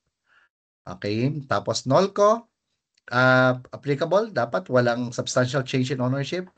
Ayan ang source ng NOLCO, kapag regular yan, 3 years lang yan, consecutive. Pag pandemic, 2020, 2021, huwag mo kakalimutan, 5 years, meron pa yan hanggang ngayon. TIEZA, Tourism Industry Enterprise Zone Act, 6 years yan. Enhanced deduction under Create Law, EDR, 5 years tayo. Abandonment losses, required lang i-notify si Commissioner. Bad debt, walang problema. Ang depreciation, yung 2.4 million, ang lagi mong tatandaan, walang depreciation yan unless yan ay necessary in trade, required by the nature of the trade. Okay, depletion, ang tinanong lang dito dati, ano ang exploration expenditure? Ito yung cost in ascertaining the existence. Pero kapag alam na meron na, development expenditure na tayo. Tandaan mo, ang research and development, dinidefer to ha. Hindi siya outright expense. Deferral ng 60 months period. Okay? Pension trust naman tayo, current service cost, outright expense yan, past service cost, amortized 10 years. Huwag mo kakalimutan yung mga period. Okay, ito, another important information. Ayan. Additional deduction to. Regular to, regular. 20% discount senior, PWD, athlete, student fare, 10% solo parent discount. Lahat yan, ordinary deduction. Sir, anong expense yan? Senior citizen discount expense, PWD discount expense, National Athlete Coach and Trainer Discount Expense. Yan ang mga student fare discount expense, solo parent discount expense. Yan yung mga account niyan. Ngayon, ito bagong-bago ito. Kaka-issue lang ng revenue regulations. Parang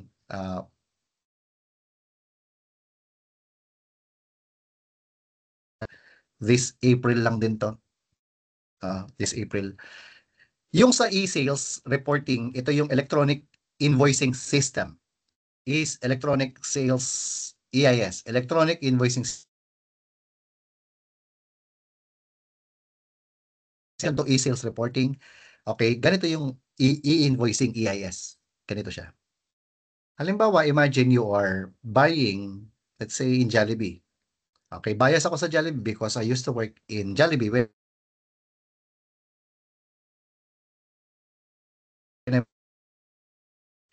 Ako yung cashier. Anong ginawa ko pagkabayad mo? Pinunch ko sa POS. Ang gusto ni BIR, pagkapasok sa POS, diretso na sa system ni BIR yan. So ngayon,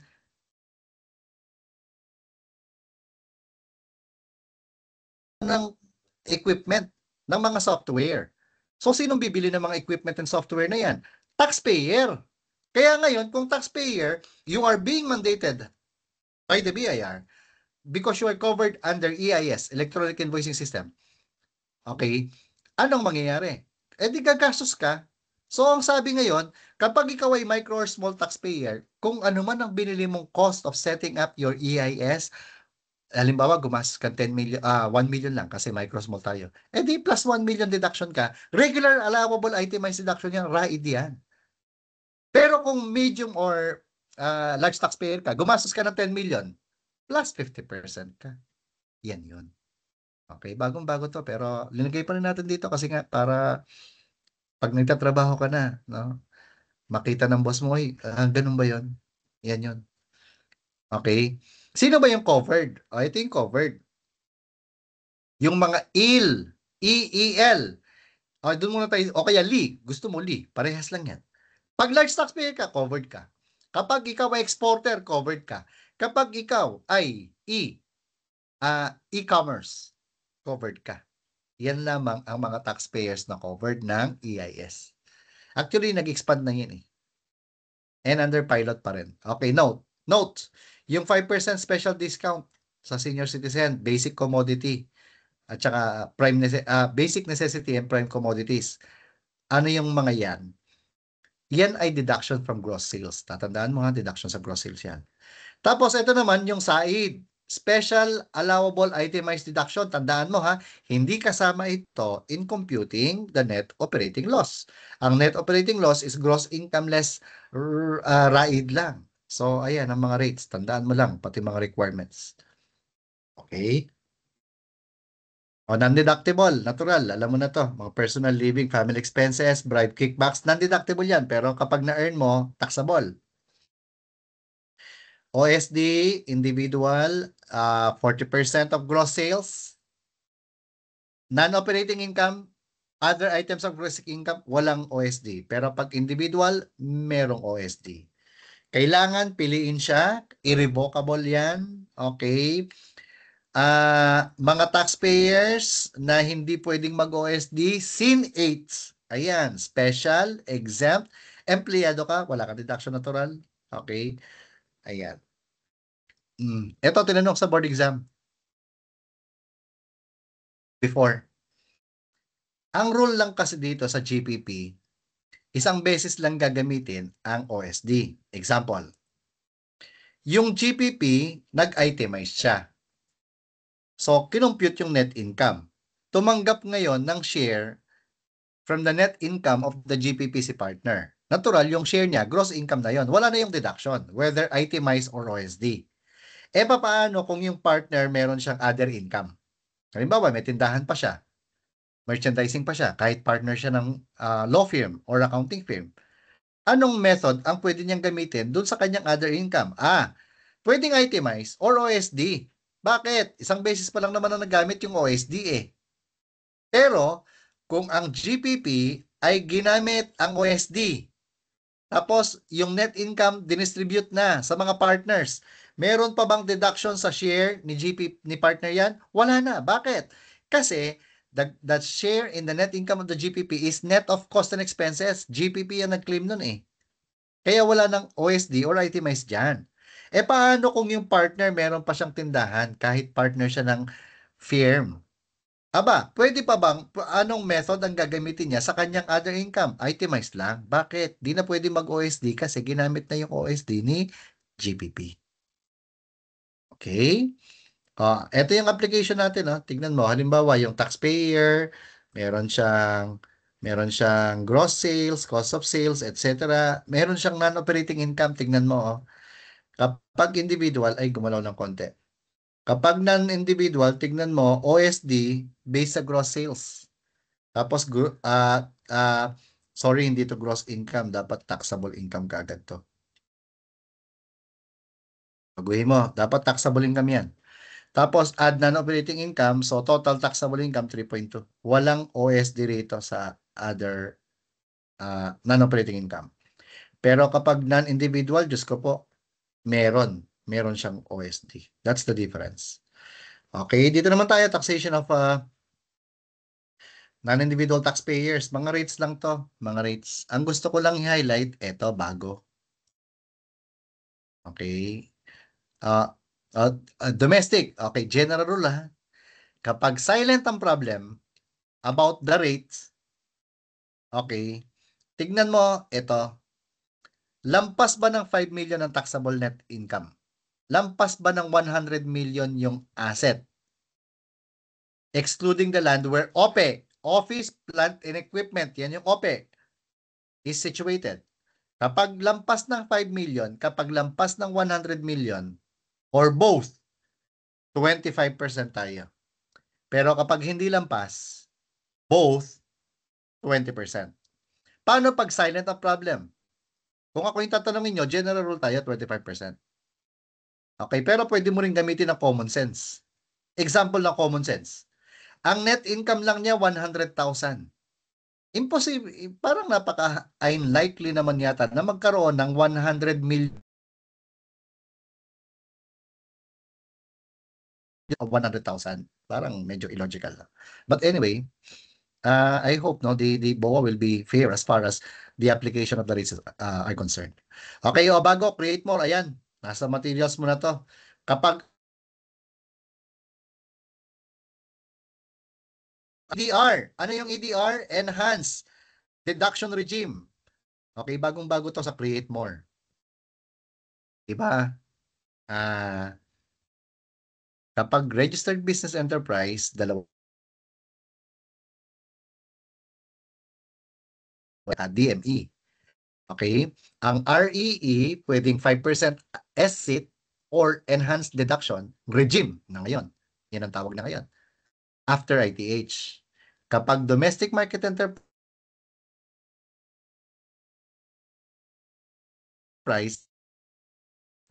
ngayon, pwede nang diretsong enhanced deduction regime.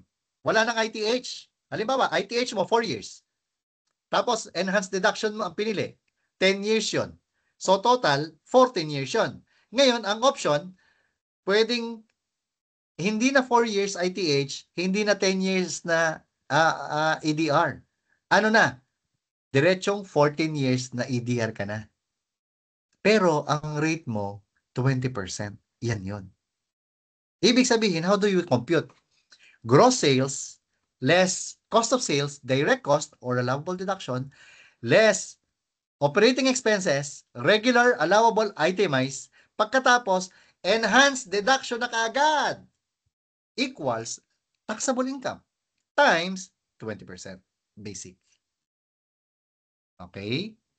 So, ganyan din yan. Domestic yan ha.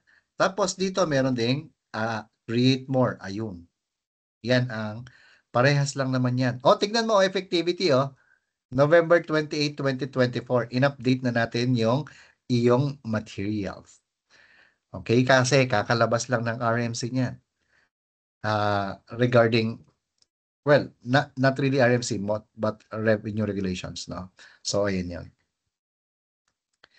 Okay, so yung iba, kaya mo na to, kakabisaduhin mo lang yan.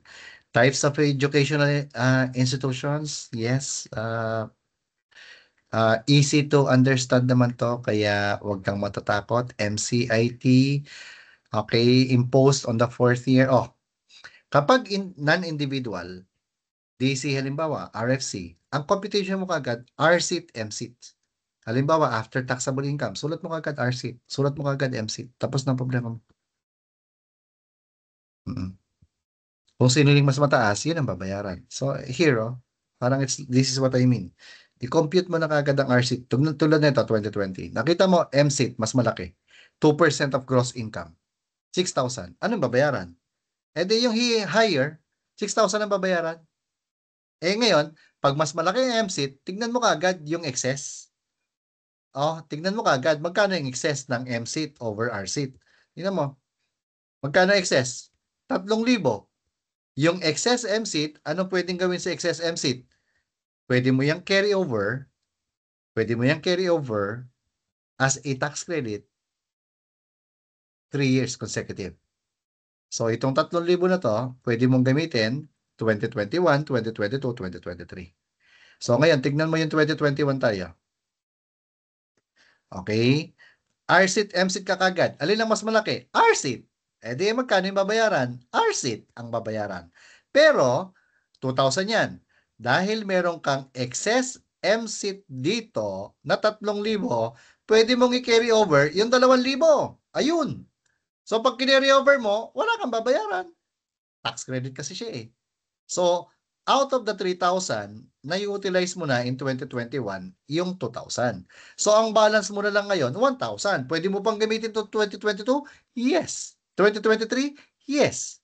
Eh ngayon, tingnan natin 2022. Oh, nag-RSIT, MSIT ka. Nakita mo, mas malaki yung MSIT. Anong babayaran? Eh di MSIT. Eh di ngayon, MSIT ang binayaran. Anong gagawin mo? Tignan mo kagad yung excess MSIT. Magkano ang excess? 3,000 less 2,000. 2,000. At 3,000 less 1,000. 2,000. Kailan mo pwedeng gamitin yan? 2023, 2024, 2025. Lista mo kagad sa baba. So, ang balance ng MSIT mo, excess, 1,000 galing sa, dito yan, sa 2020, at saka 2,000 na galing sa 2022. O, ngayon, 2023. RSIT, MSIT ka. Nakita mo, alin ang mas malaki? RSIT. Alin ang babayaran? RSIT. Eh kaso, merong RSIT yan. Meron ka pa bang excess MSIT? Oo, itong 1,000 na to. At saka yung 2,000 dito. Ginamit mo yung 1,000 na to, galing yan dito sa 2020. Ito yan. Ito yung balance na yan. Ito yung balance na yan. Ginamit mo na siya dito, kaya nawala na sa balance. Tapos, itong 2022 na 2,000, pwede mong i-carry over yan. Balance pa rin yung 2,000 na to. Eh ngayon, meron kang babayaran ng 2,000 dito sa 2023. Pwede mong i-carry over yung 1,000 na yan. Bakit? Advance payment of tax yan eh. So, effectively, yung excess MSIT in 2020 na 1,000 at saka excess MSIT na 1,000 sa 2022, okay? Pwede mo pa rin, pinambawas natin yan. So, ang balance mo na lang sa excess MSIT mo, galing sa 2,000 na to ha, ginamit mo na kasi 1,000, kaya 1,000 na lang. Ngayon, tingnan natin 2024. RSIT, MSIT ka. Nakita mo mas malaki RSIT. Ano babayaran? RSIT. Meron ka pang 1,000 na hindi nagagamit. Carry over mo na siya dito. Ayun, carry over mo siya dyan. Okay, di ngayon, ang income tax payable mo, 1,000 na lang. So, fully utilized na yung 2,000 na to. 2025, RSIT, MSIT. Alin na mas mataas? RSIT. Di RSIT na yung bayaran. Ganyan lang ka-basic to. Okay, properly accumulated earnings tax, wala na yan. Baka itanong lang yung date, April 11, 2021. Yan ang date ng effectivity ng Train Law. Create Law. Okay, mga government corporations, as a rule, taxable, exception, facilities, mga GPP, exempt joint venture, kung construction yan, o kaya mineral exploration, tapos merong government contract. Okay, exempt corporations, mga non-stock non-profit organizations under Section 30, activity, taxable regardless of disposition of income. Exception, kung non-stock non-profit educational institution yan, gamitin dapat yan sa educational purpose. Kapag ginamit yan sa hindi educational purpose, taxable.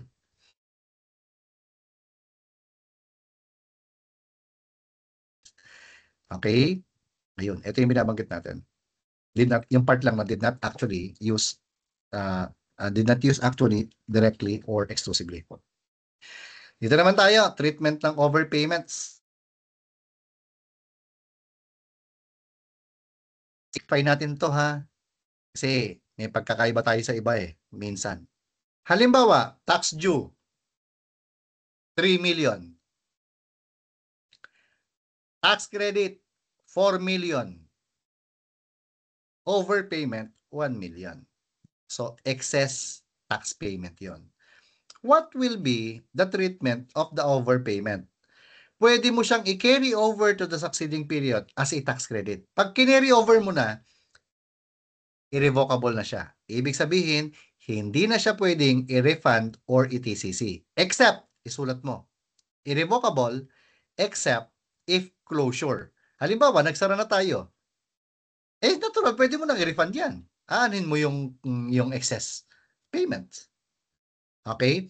Pero kapag ang pinili mo sa overpayment is refund or TCC, yan ay pwede ka pang magbago ng isip. Revocable yan. Na mag-carry over. Pwede, parang it's like, halimbawa, you applied for a refund. I-refund ko po yung 1 million. Tapos sabi ni BIR, kung i-refund mo yan kasi mag-audit pa kami dyan. Ganun ho. Pwede po bang magbago ng isip? Oo, pwede. Bakit pwede? Why is it revocable? Easy. Because, ako sa BIR, hindi na ako maglalabas ng pera dyan. Hindi na ako maglalabas ng pera. Refund ang gusto mo TCC ang gusto mo Pambabayad yan ng other internal revenue taxes mo Hindi na ako maglalabas ng pera. Therefore, hindi na ako maghihigpit. Okay? Kaya pwedeng i-carry over mo na lang kung na-refund mo or TCC. Pero pag carry over, bawal nang i-refund yan. Natural. Kinary over mo na, ginamit mo ng tax credit yan, tapos gusto mo pang i-refund, ano ka? Hello? Okay? Pero again, kung closure na yan, pwede mong i-refund. Okay? O, reconciliation ng book income versus tax income. Ito yung ating mnemonic. Net income, add no, yan yun, non-deductible expense, other taxable income, less NISAD. Ayun, net taxable income, income subject sa final tax, at saka special allowable itemized deduction equals net taxable income. Okay, so ito na mga examples ng tax reconciling item natin. So, application, simple lang to. Sige, testingin natin to. Actually, yung gagawin mo lang kagad, kapag halimbawa, tignan mo to, ABC Corp disclose the following. Merong net income per box, binanggit niya. Tapos, employed PWD with salary, excess representation, tapos, blah, blah, blah. Tapos, compute the net taxable income loss and the tax due. Hala? Ang ginagawa mo rito, reconciliation ng book income versus tax income. So, anong gagawin mo kagad? Isulat mo kagad yung net income. Ito, isulat mo kagad yung net income. Tapos, add no. Less NISAD. Yan ang gagawin mo kagad. Tapos, isalpak mo na lang. Net income per box, 100. Di isulat mo 100. Dito. Employed PWD with salary of 30,000. Aba.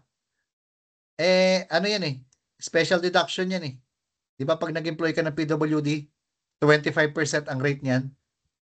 Additional deduction. Ilagay mo sa SAD 7.5, less yan Di ba? Excess representation expense. Aba, lumampas ka ng representation expense. Anong tawag dyan? Non-deductible expense. Ilagay mo rito, 5,000. Interest income from bank deposit, 5,000. Aba, interest income subject sa final tax yan isulat mo rito, interest income subject sa final tax, 5,000. Kita mo, matik, siya mismo yung magsasara nito.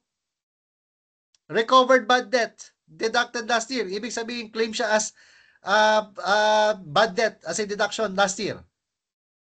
Tapos na-recover mo. Anong tawag doon? Item of gross income, 10,000. Taxable ba yan? Oo. Isulat mo rito, other taxable income, 10,000. Tapos, received a donation in the amount of 5,000. Anong tawag dyan? Exclusion from gross income. Exempt from taxation. Anong gagawin mo? Non-taxable income yan, exempt yan Exclusion from gross income, gift, bequest, devices. O di ngayon, meron pa ba? Wala na. O add no, less NISAD. Ito ngayon, ang taxable income mo. O tinatanong ka, magkano yung tax due? Kapag corporation to, times 25% or 20%. Kapag individual, graduated tax rate. Another example. Anong gagawin mo? Kapag halimbawa, ang question is reconciliation ng book income versus tax income. Simple lang. Okay, tignan mo to Isulat mo kaagad, net income per books. Tapos add no, 'di ba? Yan ang solusyon natin eh. Add no, less NISAD. Isusulat mo kaagad equals net taxable income or taxable income. O ngayon, tingnan natin yung problem. Sinabi niya net loss per books. Kung net income to, net loss, negative mo doon. Kaya tayo nagganitong example para alam mo ang gagawin mo kapag positive yung net income at saka negative kung net loss siya. Alam mo, open close mo. Tapos employed senior citizen salary of 10,000. Aba, below poverty threshold yan. 12,013 poverty threshold. Kapag nag-employ ka na senior citizen, plus 15%.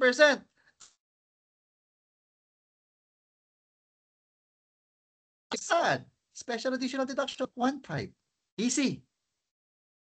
Overstated ang interest expense mo kasi yung arbitrage hindi mo na-apply. Ibig sabihin, non-deductible expense yan.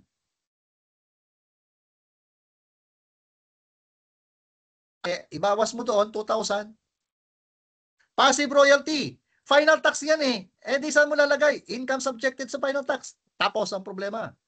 Illegal gambling. 50,000. Kumita ka sa sugal.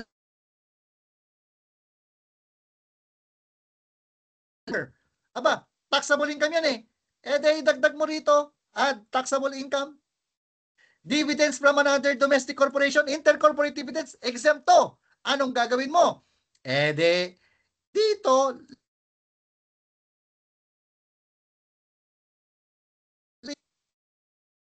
ngayon, pag minus mo yan, mekos-mekos, ito yung lalabas na net loss.